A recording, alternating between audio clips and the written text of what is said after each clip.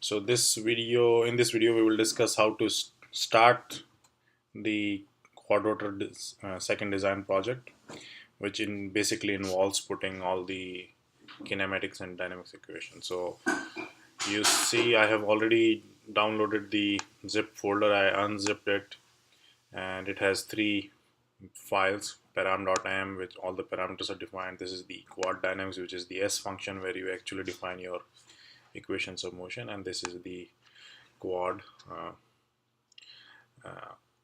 template, the Simulink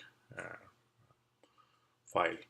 So what I do is I already also have my quad animation files from previous assignment. I create one folder called quad simulator where I basically copy all of my files from both the assignments so that I can use them in the other assignment. So let's open. So if we go back to MATLAB, that's where my parameter file is. So you see in this parameter file I have defined the inertial quadrotor inertial parameters, quadrotor mass, and the initial conditions which will be used for initializing your S function. I'm starting with all states to be 0 basically.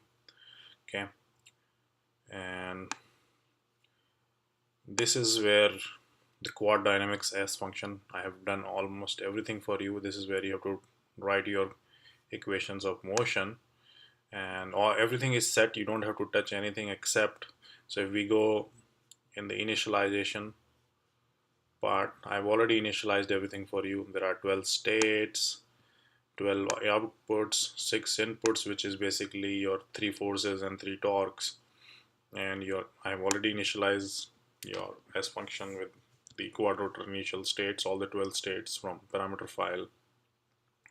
So now we go to the another. So this is the function model called system model derivatives. This is where you have to write your equations of motion, and I have already kind of set it up for you. I've defined the 6 forces, 6 inputs, which are 3 forces and 3 torques. I've already set up your states, 12 states, and then this is the places. You have to define this x dot, the size of which will be again 12 by 1. This is where all your 12 equations of motion will come, and this is where you have to write all your kinematics and dynamics equations from the document I am providing you. And that's all. So let's see what you have to do in terms of uh,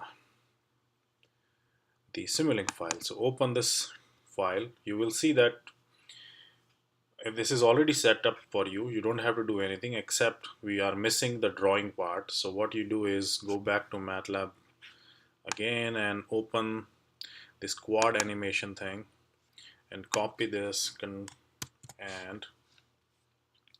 paste it here, and then basically connect it to the quad dynamics folder, and that should be okay. And then if all the equations of motion are right, if you run it, uh, it should behave properly. And the next video uh, attached in the canvas shows how it should look like. So have fun, guys.